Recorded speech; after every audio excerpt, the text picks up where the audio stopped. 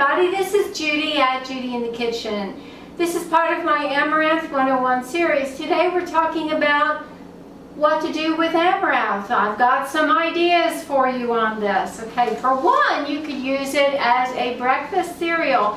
That I think is the most popular way to enjoy amaranth, is to cook it with 1 part of amaranth to 2.5 or 3 parts of water or juice of some sort, however you're going to flavor it up, usually water, and then you add some cinnamon and some fruit and maybe some milk in there on top of that after it's cooked. It generally takes about 20 minutes to cook, but follow the directions that are on the package that came with it. But generally you would add it to your liquid first and then bring it all to a boil, turn it down way low, and let it cook for a good while until most of the water is absorbed, and then cover it up and allow it to finish absorbing the rest of the water. Take it off of the heat and allow it to sit for 5 or 10 minutes, and you'll have a nice porridge out of it that you can enjoy for breakfast. Another thing you can do with amaranth is pop it. You can heat a dry skillet on the stove and make it really hot, and then add maybe about a tablespoon of the amaranth seeds to it at a time. Cover it up. Shake that frying pan a lot as you're going so they don't burn on you, and they will pop very quickly. And then you can take those out and add some more seeds that you want to pop.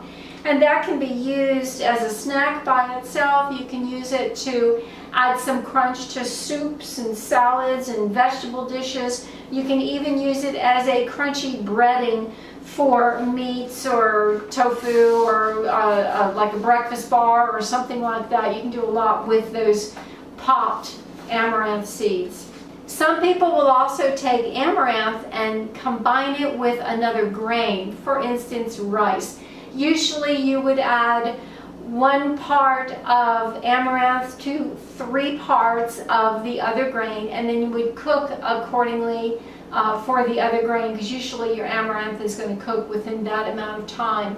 And by having the other grain mixed in there, it will take away from that gelatinous property that you might get from the amaranth, and it will help to add a little bit of a nutty flavor to the other grain. So it might be a good thing that you might enjoy. Give it a try. It might be worth doing for you. When we cook amaranth, a lot of times it can have a little bit of a gelatinous type of property to it, and we can use that to our advantage by adding some into soups and stews if you want a natural thickener for them. So try doing that as well. Amaranth is also known to go well in baked goods like breads and cookies. You can also use it in casseroles, again, to help thicken the liquid that's in there. You can mix it in with cereals and dishes that use other grains as well, like I already mentioned.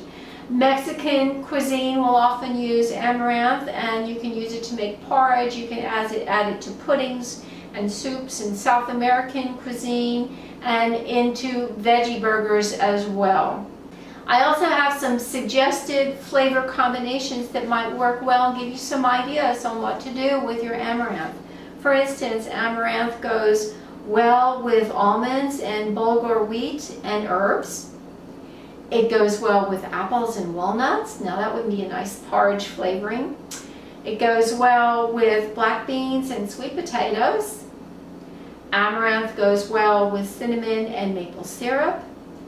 How about with corn, pinto beans, and scallions? That would add that grain in there, or grain-like properties in there, with a complete protein as well. Amaranth goes well with lemon and olive oil, with quinoa and wild rice, and also with raisins and milk. So we saw different ways here that we can use it in a breakfast porridge, as well as savory main meal type dishes as well. So if you have any ideas that you like amaranth with, feel free to share it with others down there in the comment section below.